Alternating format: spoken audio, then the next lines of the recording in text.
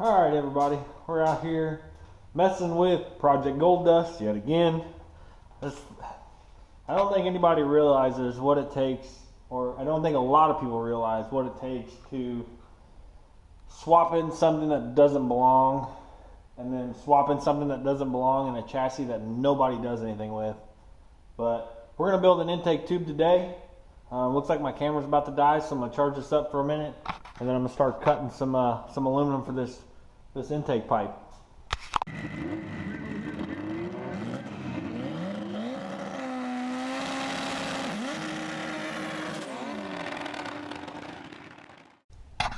Alright, so I'm trying to do this really weird because I got my camera plugged in. So I've got three old pieces of aluminum charge pipe in here, or just aluminum piping that was originally for charge piping. And I'm trying to make some pie cuts.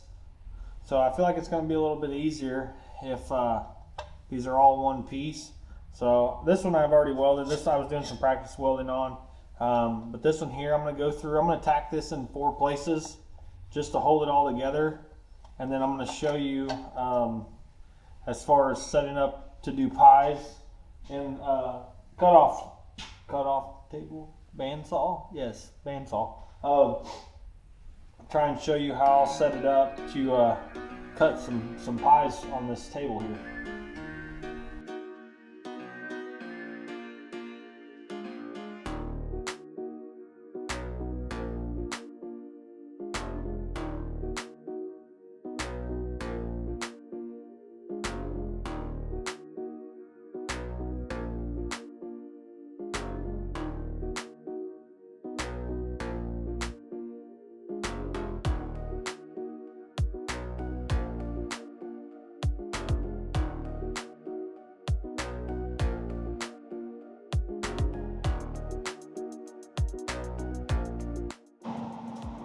Alright, so I got this tacked up on here. Make it, like I said, make it a lot easier to cut if it's longer, to sit on the table. But what I'm going to do is I'm going to take this and I'm going to weld this to the back of this pipe. And with me doing that, I can set this on the table, I'll level it off, and whenever I cut my pies, I'll set my level on here, level it, cut it, and then I'll flip it 180 degrees. And obviously it'll be on the inside like this, and then I'll level it and then I'll cut it. That way I know, like, each time I'm cutting it, my pies are going to be the same. Just pie cuts are really difficult, and this should help get a more precise pie cut. So I'll get this tacked up on here, and then we'll start cutting some pies.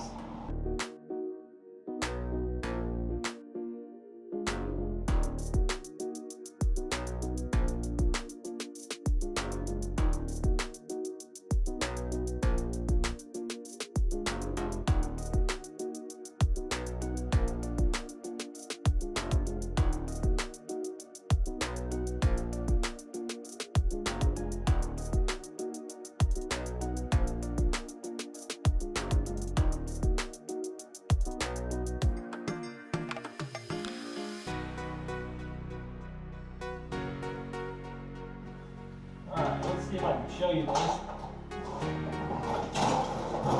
All plugged in. Oh, yeah. Nope. Ain't got it. Alright.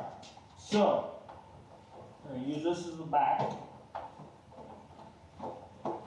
Granted, it's not going to be 100% perfect because I've got a full weld on here and it obviously doesn't set flat.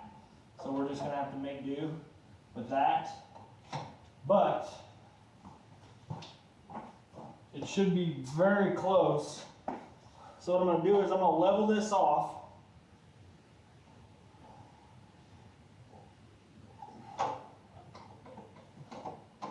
Like so. Okay. And I'm going to lock this down.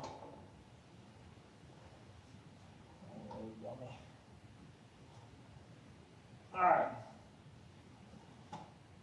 But that's not right either because I'm getting ahead of myself here. Gotta loosen this up. I gotta put in what angle I want. Way to go, dummy. Alright. So I want to make a 60-degree bend is what I want to do. So I can make really fine cuts, like 7.5 degrees. That would get me like 15 with 2 pies, 30 with 2 more pies.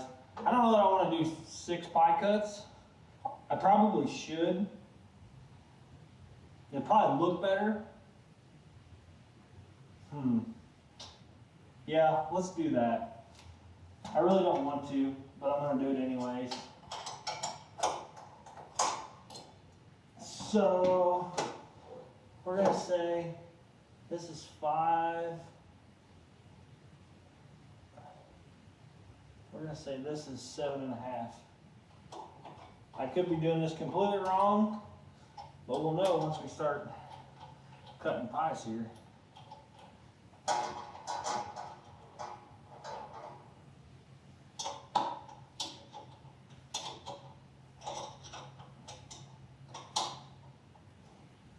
Alright, so this should be 7.5 degrees.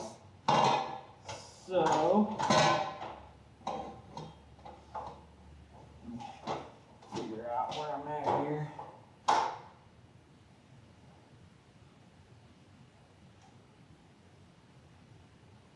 That should work. Alright, now let's get back, level this off here.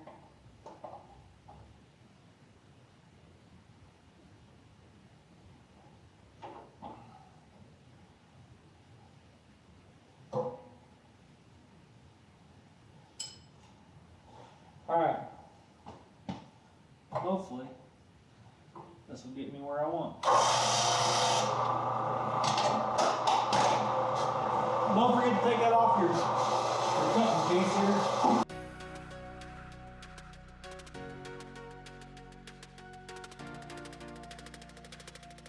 This is going to be a little deburring tool here. These things are amazing, by the way. If you don't have one, you probably should.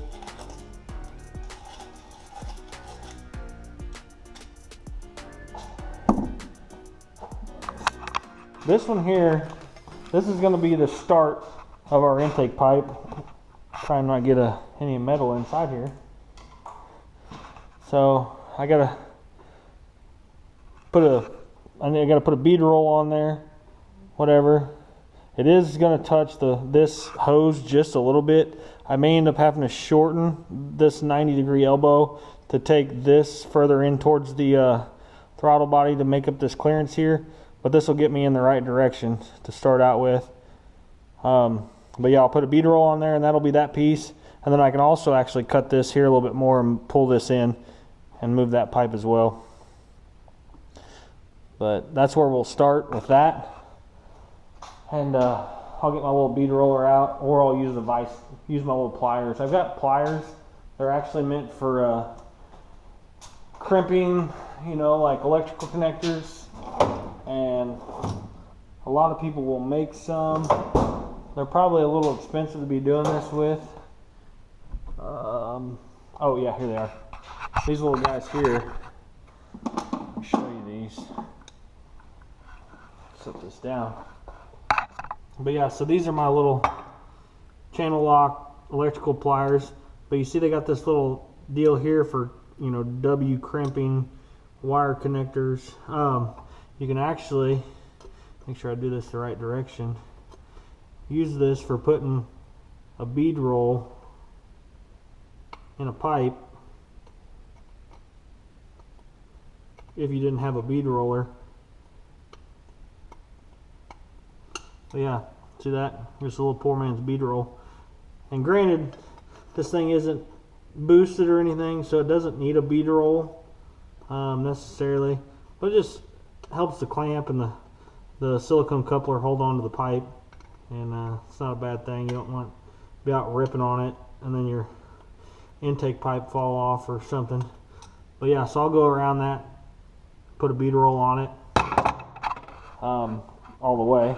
But I'm going to go ahead. This is the start of one of our pies, and I'm going to put my level back on here. Well, it moved on me a little bit, but I'll just make sure that whenever I rotate this,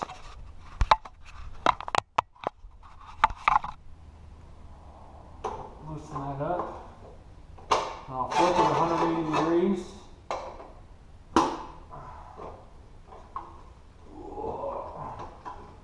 Get it out here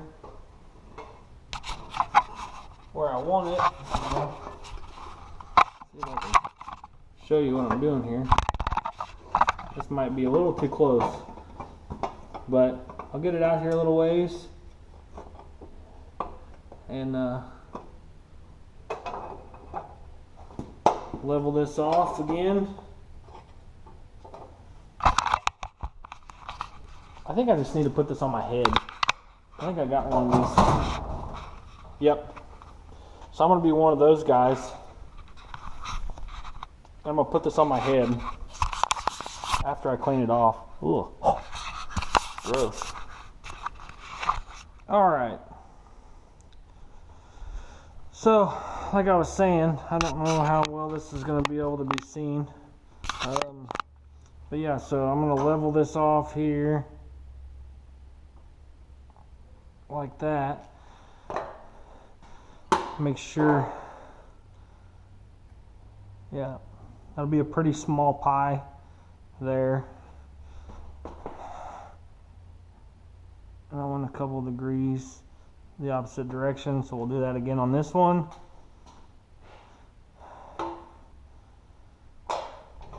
Move this so I don't break it.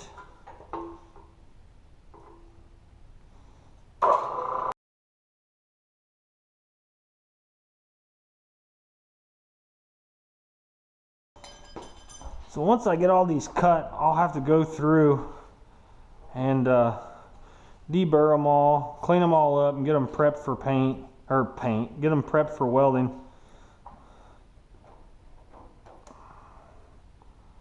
That's my plan anyways. Yep. So yeah, probably 2 or 3 more will get us where we need to be. Let's see.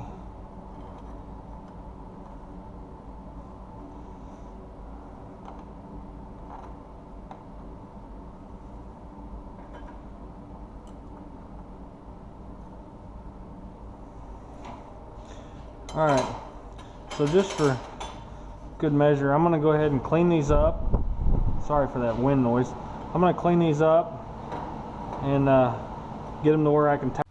Alright, so now that my camera died in the midst of all this, like it always does, I got most of my pies cut and I just got some of it tacked together. And this is what we're working with here. My tacks are a little less than, good. Mainly because the pipe's pretty dirty. I didn't have any Scotch-Brite, so it just is what it is. And this is all just made out of leftover pieces of piping. This one was that section that had a weld on it from where I was just practicing with welds, and I'm just like, you know what, the hell with it, I'll use it. I think I'm going to make another bend here and try and kick it out, and then the filter will sit right here. So I've got to get another section of pipe, and then I'll make some more pie cuts, and we'll finish off this intake tube. Alright guys, so I kind of ended up making all this work, I think just as good as I wanted to.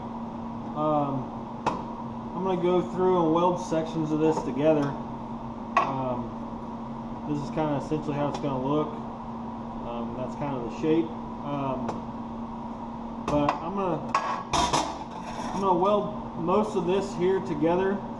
And then, if I get a bunch of weird like slag or something inside of it, I'll take my carbide porting tool and I'll go through and I'll smooth everything up and make sure there isn't any weird slag or anything like that that's gonna affect anything. But like I said, I'll weld this section up and then I'll weld this small section up, and then once I get that done, then I'll go through and I'll finish welding that together, and we'll just go from there, and then we'll see what this looks like.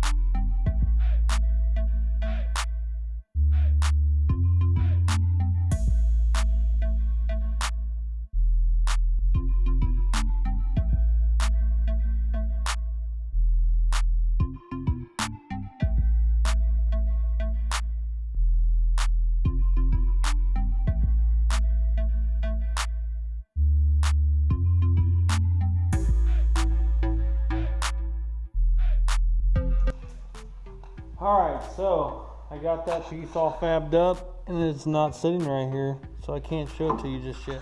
Got all my pies cut. Obviously you just saw a little clip of me welding everything together. I did have a couple issues in the process. I use a couple different types of tungstens, and ouch, that hurt, that was dumb. And I ended up running out of the tungsten I use for aluminum, and it's green. I think that's just pure tungsten.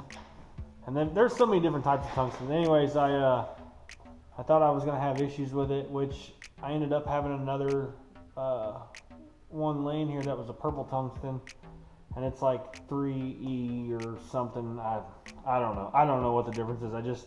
I'll Google search and be like, what color tungsten do I use for aluminum, or what color tungsten do I use for stainless? And that's just how I figured it out, and I just go with it. But anyway, so I used this purple tungsten, yes, and it actually worked a little better than what I previously used. So I think I'm actually going to switch, and I think I'm going to buy some more of these purple tungsten and use these for aluminum at least. But anyways, I'll show you the pipe here. There it is in all its glory, which is funny too, because a lot of these, so I went through, one of these was already on the pipe, and I want to say, look for the big one, this one. So this one here was a section of pipe that I had already welded together previously, and it's not very pretty, but it'll get the job done, which is why it's dull, because I got hit with the wire wheel. But I had sections that I used with the other tungsten, and then sections that I used with the purple tungsten, and you can actually see a difference in color. Like these, we'll say, like all the shiny ones, like here, you know, it's just like, and this last one here, this one I did a little bit better cleaning the material. That one laid out a little better than most of the other ones. But yeah, and in all reality, the best way to make this look good is just thoroughly clean your workpiece, whatever you're using. I personally, it's for me, it's just an intake pipe. It's not like it's getting a bunch of boost pressure, and you know, like I said, it's just for my personal stuff, so I don't really get carried away with cleaning and prepping, which I should, but I just don't. I usually just cut it, you know, wipe it off, hit it with a wire wheel, and I usually just send it. I usually don't wipe it down with acetone or anything like that, and I really need to be better about that, just to get a better finish on whatever I'm welding. But my inner nerd, I ended up, so I took this piece of pipe here, and I ended up going through, and you can't really see it in here. Well, I deburred it a lot. Like I went through and took the carbide bit, which I gotta find a better angle for this. I think I got a flashlight in my pocket too, or I did, and I took it out. Dang it, I told myself I wasn't gonna need that, and then oh, here it is. But anyways, I took the carbide tool and just kind of knocked down all the weld that was coming through the pipe, and then I also have a small ball hone that I put, this is actually for Honda bore, but I actually put that in my drill, and then I run the ball hone through the pipe just because I nerd out like that, and I just don't like the finish inside the pipe. But you can see inside there, you know, where I took the carbide bit and knocked down some of the rough edges and stuff, just to try and make some of the transitions a little smoother. Obviously I couldn't get them all, but I got a lot of them, and it just looks better that way in my opinion. But I don't know if I'm going to paint this piece, or if I'm going to have it powder coated, or what I'm going to do. I like the raw look. I just don't weld good enough to want to leave anything raw. But anyways, it looks pretty cool on the truck. I really like it, you know, in its raw finish. Maybe I'll go through and I'll just Scotch-Brite it, you know, make everything more uniform, kind of how it looks, and make sure all the welds look the same, you know, because obviously some of them are shiny, some of them aren't. But yeah, maybe I'll go through and I'll Scotch-Brite that. I'm going to get a filter on order, and then I actually need to make a bracket I don't know if I'm going to make a bracket off to here to this fan shroud, or if I'll just make a bracket off to here. I'm not sure just yet, but nonetheless, it's going to need a bracket to keep it from wanting to bounce around. This 90-degree elbow is kind of flimsy, and then I'll probably end up putting some kind of wrap on the bottom of it because it's really, really tight fit right next to that upper radiator hose, and I don't want 220-degree coolant temps just sitting here heat soaking this pipe. Ideally, I should have kicked the pipe over this way. I had more room since there was no hose here, but the battery was there, and I planned on leaving the battery in stock location, so I didn't feel like moving any of that. And I was like, worst case, I'll just wrap this with some of that gold heat wrap or something. I don't know. We'll just see. I still have to get a bung and weld a bung in it for the IAT sensor, which I'll get that done here this week sometime. And that's pretty much it. But let me know what you guys think. If you think I should powder coat it or just Scotch-Brite it, leave it raw. For now, I think that's what I'm going to do. I think I'm just going to Scotch-Brite it and leave it raw. If I feel like it doesn't look right, or it just doesn't, do what I want, or doesn't look the way I want, then I'll go ahead and I'll go through and just have it powder coated or something. But anyways, guys, that's going to do it for this video. That was just kind of a small build video of, making your own pie cut intake tube. So anyways, thanks for thanks for watching. Don't forget, comment, like, subscribe. Keep following us along. We'll keep doing stuff like this, and hopefully in probably the next few weeks, I'll slowly but surely get this thing chipped away, and we'll get this thing fired up and get ready, maybe go do some burnouts. Who knows? Thanks, guys. See y'all later.